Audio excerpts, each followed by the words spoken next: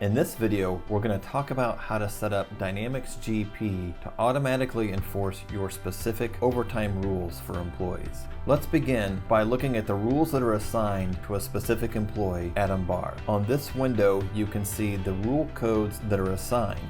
The first rule code is an 8-hour per day rule code. This code is set up at the setup level and then assigned to each employee to which it applies. And you can also set up default rules as well. The default settings have come over from the setup configuration to this employee for this particular rule code. What this is saying is that when the employee works more than 8 hours per day, those additional hours will go to the overtime pay code. So it'll automatically create the overtime transaction. You can set up subsequent layers as well if you have additional overtime pay codes such as double time, etc.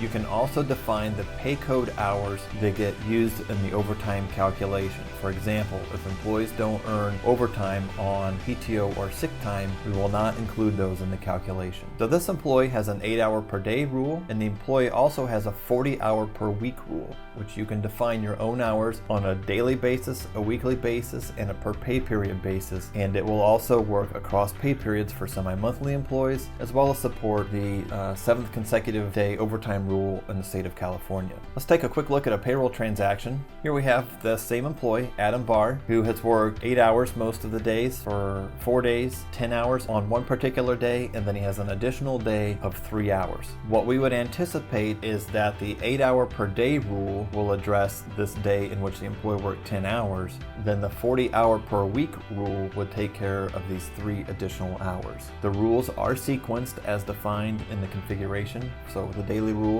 first, and then the weekly rule will apply. The overtime will be calculated during the build check process.